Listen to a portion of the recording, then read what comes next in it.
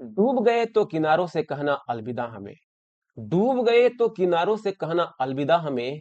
और उबर गए तो यकीन मानो समंदर समेट देंगे। दोस्तों, आप लोग जिस एग्जाम की प्रिपरेशन कर रहे हो, आपको बहुत स्ट्रगल करना पड़ रहा होगा, रातों को देर तक जगना पड़ रहा होगा। लेकिन यकीन मानो, इस एग्जाम के अंतिम छोर तक यदि आप पहुंच गए तो फिर दुनिया आपके कदमों में होगी। तो फिर आप इस एग्जाम के लिए कड़ी मेहनत करते रहिए। हम लोगों का पीटी 365 का कारवा आगे बढ़ रहा है और आज का टॉपिक है Atlantic meridional turning over circulation. क्या कह रहा है Atlantic meridional over turning circulation?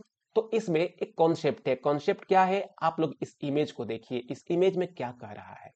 Actual में दोस्तों होता क्या है कि यह जो इक्वेटर है, इस इक्वेटर से जो ये इक्वेटोरियल करंट होती है, जब ब्राजीलियन कोस्ट पर जाती है तो यहां से टकराने के बाद यह मूव करती है किधर? गल्फ ऑफ मेक्सिको की तरफ। गल्फ ऑफ मेक्सिको से होते हुए ये पहुंचती है किधर?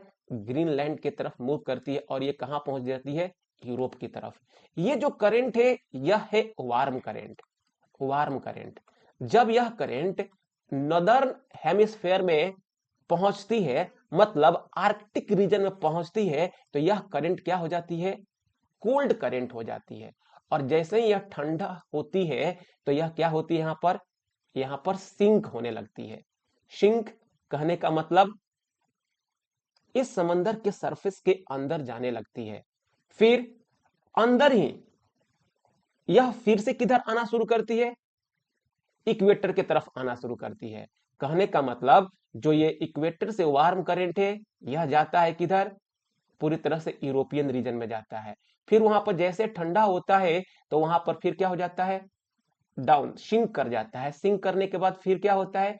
ये इक्वेटर की तरफ आने लगता है। तो इस प्रकार से एक बेल्ट बनता है जिसको हम कहते हैं कन्वेयर बेल्ट। तो वार्म वाटर, कोल्ड वाटर आपस में क्या करते हैं? सर्कुलेट करते हैं। जब ये सर्कुलेट करते हैं तो इनके साथ साथ बहुत सारे मिनरल्स भी क्या करते हैं? सर्कुलेट करते हैं। इसी चीज को हम लोग को देखना है। न्यूज में क्यों है? क्योंकि कह रहा है कि जो साइंटिफिक रिकंस्ट्रक्शन है, मतलब हेलोसिन एपोक की बात कर रहा है, 12,000 साल पहले की बात कर रहा है। कह रहा है कि 12,000 साल से लेकर के अब तक जो यह एएमओसी है, यह अपनी स्पीड को बनाए रखा है। जो यह एएमओसी है अपने स्पीड को क्या कर रहा है? बनाए रखा है। अब क्या हो रहा है? ड्यू टू क्लाइमेट चेंज, यह जो एएमओसी है इसमें डिस्टर्बेंसेज हो रहा है। तो मैंने आपको एएमओसी को पढ़ा दिया है। आइए देखते हैं यहां पर लिखा हुआ क्या है। कह रहा है कि a system of ocean current that circulates water within the Atlantic ocean. ये अटलांटिक ओशन में ही सर्कुलेट करने की बात कर रहा है। Bringing warm water north and cold water south. जैसे मैंने आप लोगों को बताया, इसका ड्राइविंग फोर्स क्या होता है? तो ड्राइविंग फोर्स कह रहा है difference in water temperature and salinity. आप जानते हैं कि जो इक्वेटर पर वाटर होता है वह ज्यादा वार्म होता है। एक तो यह वार्म होता है, दूसरा इसकी सैलिनिटी क्या होती है? सैलिनिटी जो होती है वह कम होती है। अगर हम इसकी कंपैरिजन करते हैं किसके वाटर से? तो जो भी यहां पर आर्कटिक अंटार्कटिक में मौजूद वाटर है उससे। तो जो वार्म वाटर है यह मूव करता है किधर? पोलवार्ड। वहां पर जैसे जैसे मूव करता है कोल्ड होता है, सैलिनिटी बढ़ती है और वह सिंक होता है। सिंक होकर के जो ओशियन है उसके अंदर एक कन्वेयर बेल्ट बना करके मूव करता है और फिर से इक्वेटर की तरफ आता है, जिस चीज की बात अभी हमने आपको किया है वही चीज यहां पर लिख रहा है। ये जो साइकिल है ये हजारों साल से कंटिन्यू है। अब इसका सिग्निफिकेंस क्या है? जो अटलांटिक मेरीडोनियल ओवरटर्निंग सर्कुलेशन है, इसका सिग्निफिकेंस महत्व क्या है? तो कह रहा है ये इन्फ्लुएंस करता है रेनफॉल पैटर्न को। आप सभी जानते हो कि जब वार्म वाटर कोल्ड वाटर से मिलता है तब वहां पर एक फिशिंग बैंक बनाता है, मतलब इकोनॉमिक सिग्निफिकेंस भी होता है। मतलब अगर देखें तो बहुत सारे सिग्निफिकेंस को हम लोग समझ सकते हैं। रेनफॉल पैटर्न को क्या करता है, इन्फ्लुएंस करता है, स्पेशली इंडियन मॉनसून को। फिर हीट को ट्रांसपोर्ट करता है ट्रॉपिक से हायर लेटीट्यूड पर, जैसे वार्म वाटर करंट मूव करता है किधर, हायर लेटीट्यूड की तरफ। ट्रांसपोर्ट करता है dense and carbon rich water को, मासेज को, from surface to the deep ocean. आप जानते हैं कि ओशन जो है यह कार्बन सिंक का भी काम करता है। ये जो ओशियन है यह किसका सिंक का काम करता है, CO2 को सिंक करता है, CO2 को सिक्वेस्ट्रेट करता है। तो जो सरफेस होता है ना, इस सरफेस पर कार्बन ज्यादा होता है। जैसे ही ये पानी सिंक होता है, डूबता है, तो फिर कार्बन को भी क्या करता है, ओशन के अंदर ले जा करके सर्कुलेट कराता है, उसको सिंक कराता है, यानी ट्रांसपोर्ट करता है किस चीज को, डेंस कार्बन रिच वाटर को, किधर, डीप ओशियन में। लेकिन कंसर्न क्या है, कंसर्न इसलिए है क्योंकि जो potential slowing down of AMOC, Atlantic meridional overturning circulation है, यह स्लो हो रहा है। इसके चलते क्या होगा, जो भी इसका सिग्निफिकेंस है वह बैडली इंपैक्ट होगा। बैडली इंपैक्ट होगा तो फिर क्या होगा, जो सीजनल पैटर्न बनते हैं, जो रेनफॉल का पैटर्न बनता है, जो फिशिंग ग्राउंड बनता है, यह पूरी तरह से क्या हो जाएगा, ठप हो जाएगा। आपको एक और इसका सिग्निफिकेंस बताऊं कि यहाँ जो स्टॉक होम है, स्कॉटलैंड है, तो ये जो रीजन है पूरी तरह से फ्रीजेज रहता है। जब यह वार्म वाटर इस रीजन में पहुंचता है तो इस रीजन को रहने लायक बनाता है, हैबिटेबल बनाता है। यह भी क्या है, इसका सिग्निफिकेंस है। अब अगर AMOC स्लो हो जाए, कमजोर हो जाए, तो इसका इंपैक्ट क्या पड़ेगा, तो जो कार्बन फीडबैक है वह क्या हो जाएगा, डिक्रीज हो जाएगा। जैसे कार्बन को क्या कर रहा था, डाउनवर्ड ओशन के बॉटम में ले जाकर के क्या कर रहा था, सिंक करा रहा था, वह क्या हो जाएगा, स्लो हो जाएगा। फिर एक्सट्रीम इवेंट कहने का मतलब जो कोल्डर टेम्परेचर है यूरोप में वह बढ़ जाएगा। क्यों, क्योंकि ये जो इक्वेटोरियल करंट है पहुंचती है किधर, इक्वेटर के तरफ, और यही क्या करती है, इस रीजन को हैबिटेबल बनाती है। अगर यह वहां ना पहुंचे तो फिर यह पूरी तरह से फ्रीज ही रहेगा और यहां पर रहने लायक नहीं बन पाएगा। वही प्रकार है फीवर न्यूट्रिएंट्स ट्रांसपोर्ट, जो ये वार्म वाटर है, जो ये कोल्ड वाटर है, ये अपने साथ बहुत सारे न्यूट्रिएंट्स को भी क्या करते हैं, ट्रांसपोर्ट करते हैं, जो यहाँ के फ्लोरा और फौना को पूरी तरह से क्या करता है, हेल्प करता है। तो अटलांटिक मेरीडोनियल ओवरटर्निंग सर्कुलेशन आप समझ चुके हैं। अब देखते हैं करा है कि डिलामिनेशन, डिलामिनेशन क्या है, इसको हम डिलामिनेशन कहते हैं। अब आप सभी जानते हो कि जब दो प्लेट एक दूसरे को अप्रोच करती है, दो प्लेट जब एक दूसरे को अप्रोच करती है, तो जो डेंसर प्लेट होती है, डेंसर प्लेट वह क्या होती है, जो लेस डेंसर होती है ना, उसके नीचे में सबडक्ट कर जाती है। जो लेस डेंसर होती है उसके नीचे में क्या होती है, सबडक्ट हो जाती है। तो यहां पर हम देख सकते हैं कि जो ये इंडियन प्लेट है, जो ये यूरेशियन प्लेट है, ये दोनों एक दूसरे की तरफ मूव कर रहे हैं, और जैसे ही इंडियन प्लेट यूरेशियन प्लेट से टकराती है, कन्वर्ज होती है, तो इंडियन प्लेट सबडक्ट हो जाती है। किसके नीचे सबडक्ट हो जाती है, यूरेशियन प्लेट के नीचे क्या हो जाती है, सबडक्ट हो जाती है। क्यों, क्योंकि इंडियन प्लेट जो है यह डेंसर है in comparison to European Eurasian plate. अब यहां पर हम क्या देख रहे हैं, ये जो प्लेट है ना, जैसे मैं आपको बताता हूं एग्जांपल के तौर पर, जैसे ब्रेड का यह एक स्लाइस है, ब्रेड का यह क्या है दोस्तों, यह एक स्लाइस है। जब यह ब्रेड बहुत ही दिनों का हो जाता है तो इसका जो नीचे का लेयर होता है ना वो खराब होने लगता है। हम कहेंगे कि ये खराब होकर के पिल होने लगा, एक छिलके के तौर पर निकलने लगा। जब इंडियन प्लेट यूरेशियन प्लेट के अंदर जा रही है, तो कुछ देर जाने के बाद जब यूरेशियन प्लेट से रगड़ा रही है, कोलाइड हो रहा है, उस क्रम में यह पिल हो जा रहा है। एक सरफेस तो ऊपर चला जा रहा है, दूसरा सरफेस नीचे आ जा रहा है, और इस दोनों के बीच में जो ये मेंटल दिखाई दे रहा था वह मेंटल आ गया।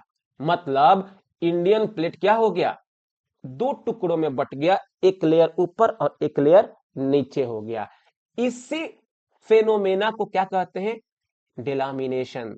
डिलामिनेशन यानी it is where the Indian plates dense lower section peels away and sink into Earth's mantle as it slides beneath the Eurasian plate, leading to a splitting of the Indian plate। जो Indian plate है उसमें क्या हो जाता है, split हो जाता है। इसी फेनोमेना को क्या कहते हैं, डिलामिनेशन कहते हैं।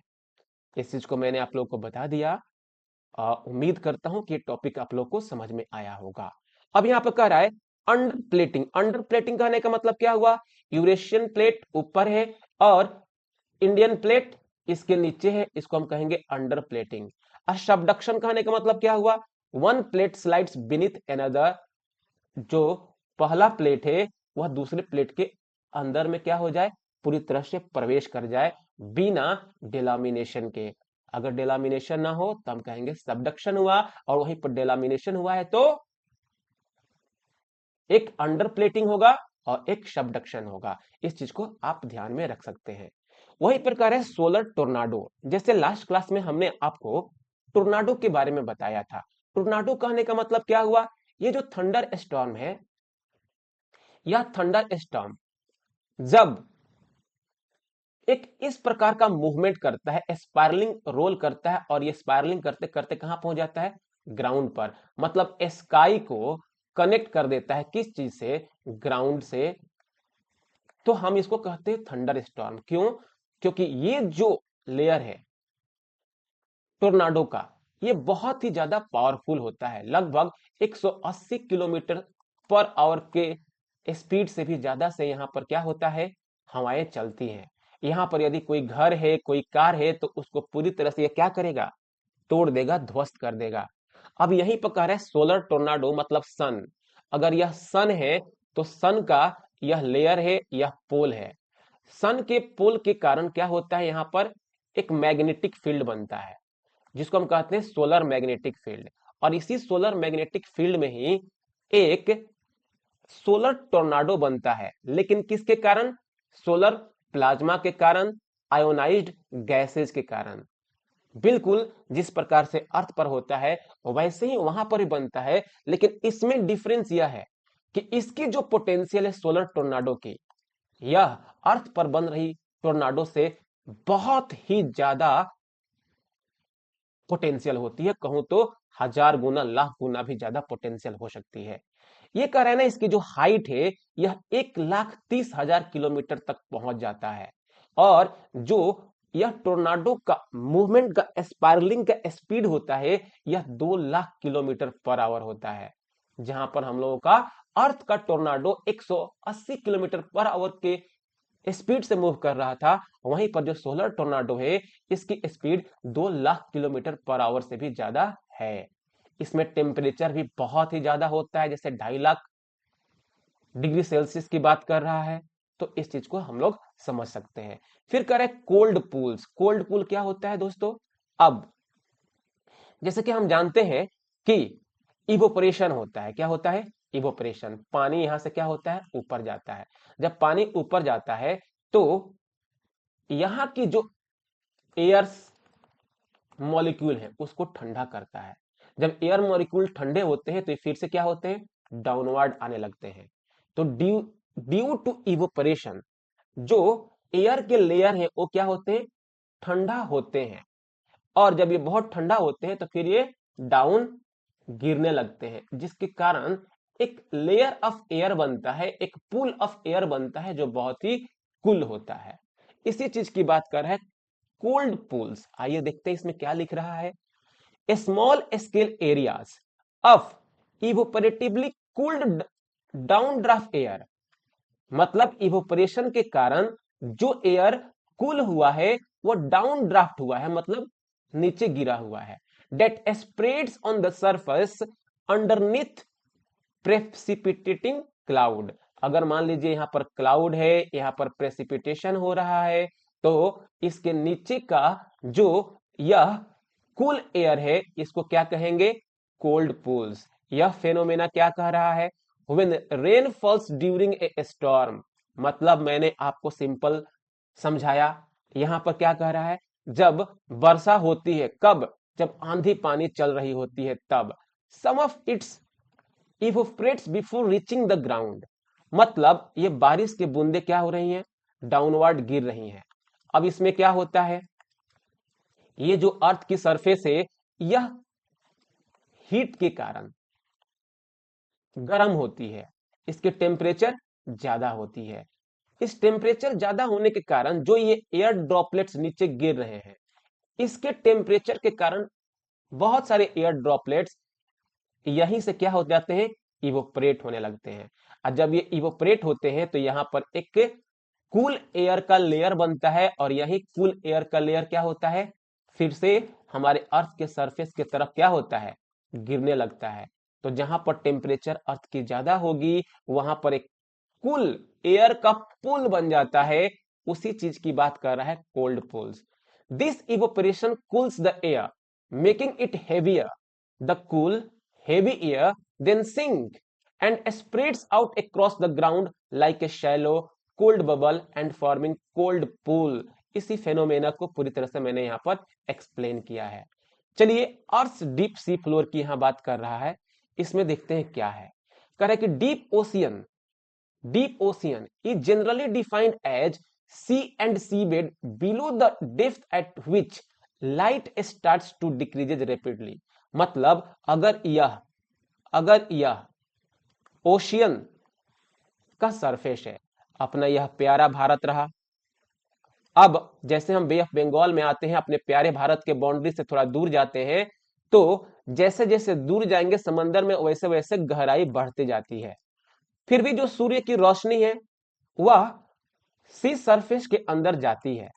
लेकिन जब हम बात करते हैं 200 मीटर की, जैसे ही 200 मीटर सी सरफेस में इन करते हैं, तो फिर सूर्य की रोशनी समंदर के अंदर नहीं जाती है। जब सूर्य की रोशनी समंदर के अंदर नहीं जाती है, तो इसी को कहते हैं अर्थ डीप सी फ्लोर, क्योंकि वह हमको देखने को भी नहीं मिलता है। कंडीशन क्या है इसके लिए? Deep ocean is cold. अब मान लीजिए आप कि जो यह सन का रे है, यह डीप ओशियन में पहुंच ही नहीं रहा है, तो फिर जो डीप ओशियन होगा वह क्या होगा? कूल होगा। अगर हम कंपेयर करेंगे दूसरे सरफेस से, तो with an average temperature of only 4 degree Celsius, यानी 200 मीटर के अगर हम नीचे जाते हैं तो उसकी एवरेज टेम्परेचर 4 डिग्री सेल्सियस तक हो जाती है। वहां पर प्रेशर जो होती है बहुत ही एक्सट्रीम हो जाती है। आप सभी जानते हैं कि जब भी डीप ओशन में जो डाइवर होते हैं, गोताखोर होते हैं, डाइव करते हैं, तो अपने साथ एक सिलेंडर को भी लेकर के जाते हैं जिसमें नाइट्रोजन ऑक्सीजन का मिक्सचर भरा हुआ होता है। अब जो बायोडाइवर्सिटी है किसकी? डीप ओशन की। उसमें स्क्विड्स, क्रिल, जेलीज, मतलब ये सारे फिश है वहां पर। अब आप सभी जानते हो कि डीप ओशियन मिशन हमारी इंडिया ने क्या कर रहा है? शुरू कर रहा है। तो जब डीप ओशियन मिशन की हम बात कर रहे हैं, इसके बारे में हम काम कर रहे हैं, तो डीप ओशियन के बारे में भी हमको जानना होगा। न्यूज में था, इसको हम लोगों ने कवर कर लिया। कह रहा है पोलर एंटी साइक्लोन। अब आप जानते हो कि जो इक्वेटर है, इक्वेटर के 5 डिग्री नॉर्थ में, 5 डिग्री साउथ में क्या होता है? साइक्लोन। साइक्लोन।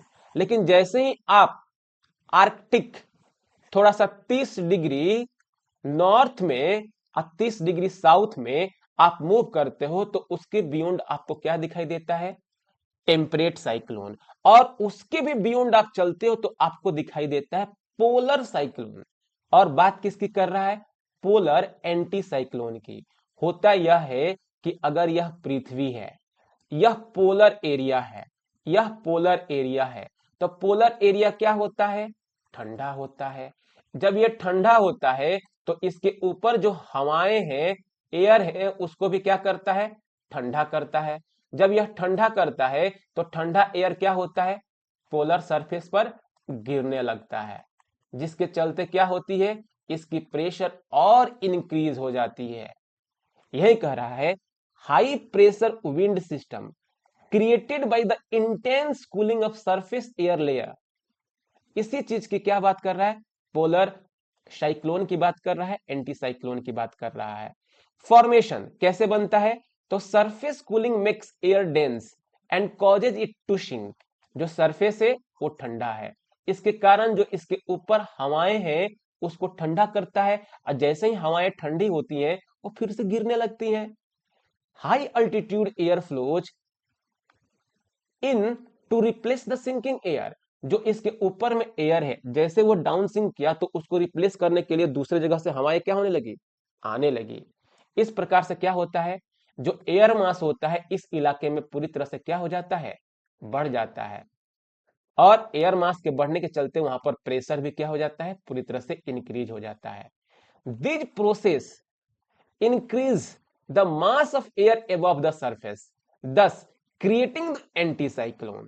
जैसे ही एयर मास की संख्या बढ़ गई, आप जानते हैं कि उस एयर मास में मॉइस्चर भी होता है, तो एयर मासेस की संख्या बढ़ने के चलते चलते क्या होगा?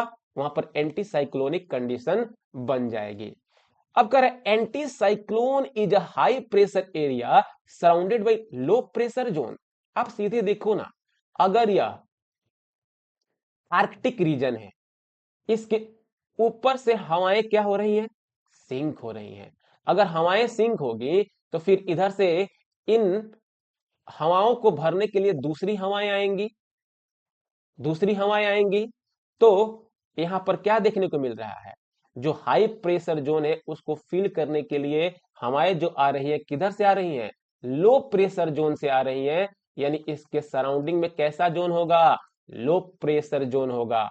ठीक है। अब एयर सर्कुलेशन कैसा होता है? तो कह रहा है क्लॉकवाइज इन नॉर्दर्न हेमिस्फीयर और anti clockwise in southern hemisphere.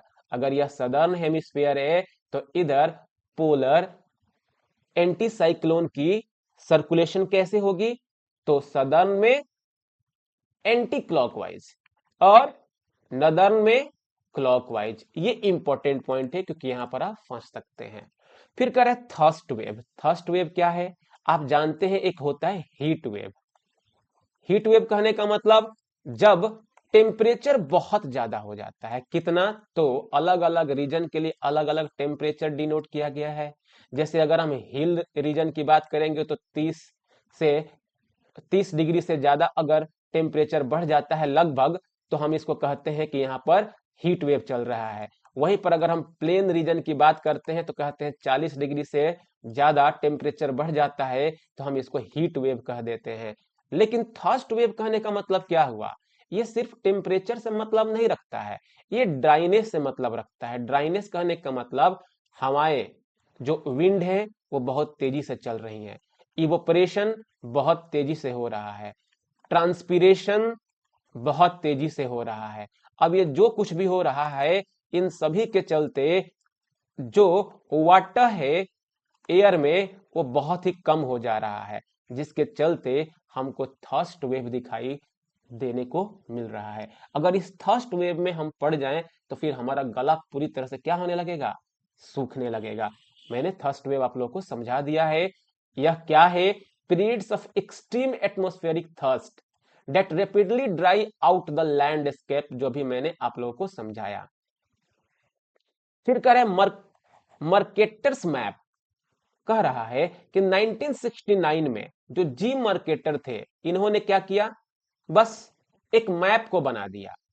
मतलब पूरे इस पृथ्वी पर एक लाइन को ड्रॉ कर दिया, कुछ रेखाओं को बना दिया, जिसमें क्या दिखाया?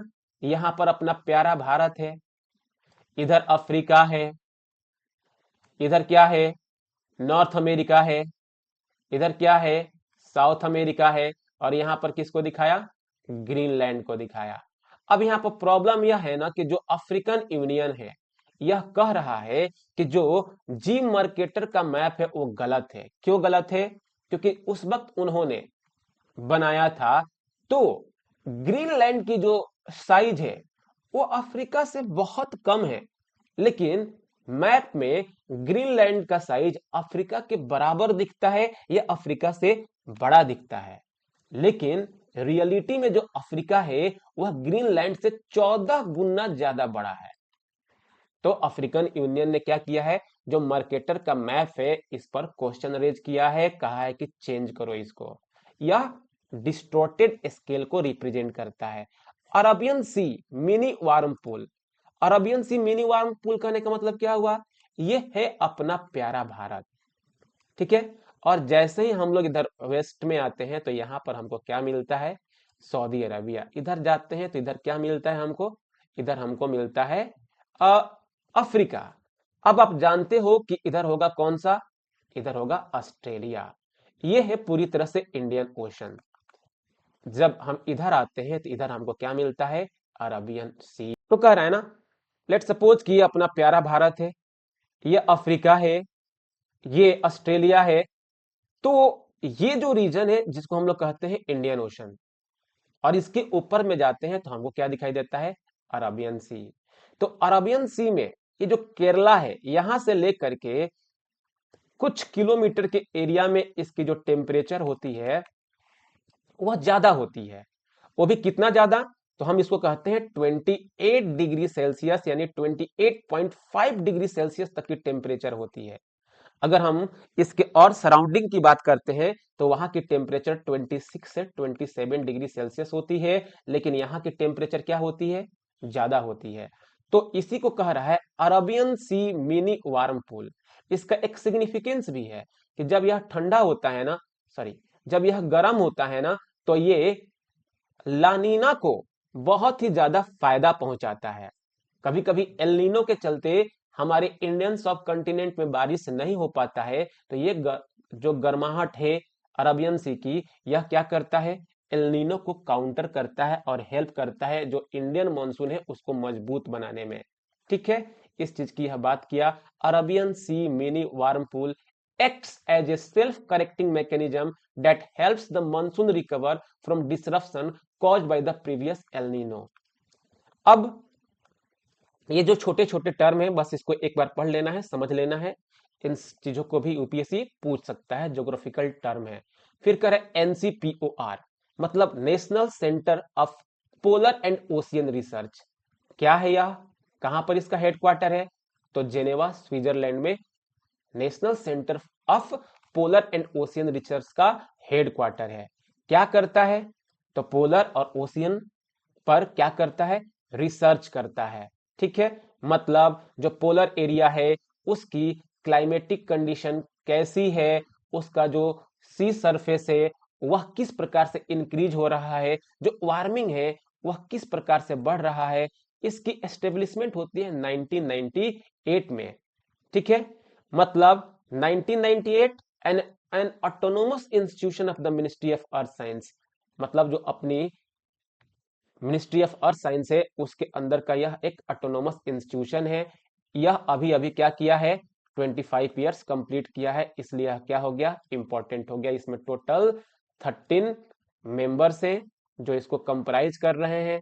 क्या करता है, तो मेंटेन करता है इंडिया रिसर्च स्टेशन अंटार्कटिका में, जो रिसर्च स्टेशन है जैसे मैत्री हो गई, भारती हो गई, इसको मेंटेन करता है। वहीं पर आर्कटिक, हिमाद्री और हिमालय हिमांश में भी जो भी हमारा रिसर्च स्टेशन है उसको क्या करता है, यह डेटा प्रोवाइड करता है, फीड करता है, उसको हेल्प करता है। Recently launch first of its kind facility at NCPOR, जिसे कह रहा है पोलर भवन। पोलर भवन जो इंक्लूड करता है laboratories for polar and ocean research, would house India's first polar and ocean museum. मतलब ये जो पोलर भवन है, जो कुछ भी हम लोगों ने वहां पर किया है, रिसर्च स्टेशन बैठाया है, उसको एक म्यूजियम के तौर पर ट्रीट करेगा। फिर हमारा एक क्या है, सागर भवन, जो क्या इंक्लूड करता है, 2 -30 degree Celsius ice core laboratories और 4 degree Celsius storage unit for archive sediment and biological samples. इसकी यह बात कर रहा है। कौन है ये, एनसीपीओआर के अंदर का इनिशिएटिव है। तो दोस्तों कल जब हम लोग ज्योग्राफी को पढ़ रहे थे उसमें कुछ चीजें हम लोगों का बच गया था, उसी चीजों को अभी हम लोगों ने क्या किया है, कंप्लीट किया है। इसके बाद के वीडियो में पूरी तरह से हम लोग कवर करने वाले हैं प्लेसेज इन न्यूज। उम्मीद करता हूं कि आज का टॉपिक आप लोग को समझ में आया होगा। आज मेरी तबीयत थोड़ी ठीक नहीं थी, हो सकता है कि कहीं जगहों पर आप लोग को समझने में दिक्कत हुई होगी, तो आप लोग कमेंट सेक्शन में उसको लिखिएगा। उस दिक्कत को हम मिलजुल करके सॉल्व कर लेंगे। आज के क्लास में इतना ही। जब अगला लेक्चर रिकॉर्डेड फॉर्मेट में ही आएगा, वह होगा प्लेसेज इन न्यूज, यानी पूरी तरह से जितने भी प्लेसेज अभी न्यूज में हैं एक साल के अंदर, उस चीज को हम लोग कवर करेंगे। और आज का जो 9 पीएम का क्लास होगा वह आपके इकोनॉमी का पीटी 365 का पहला लेक्चर होगा। उसको हम लोग प्रीवियस ईयर क्वेश्चन के साथ साथ कंप्लीट करेंगे। उम्मीद करता हूं आप लोग इस लेक्चर को एंजॉय किए होंगे। आज के क्लास में इतना ही।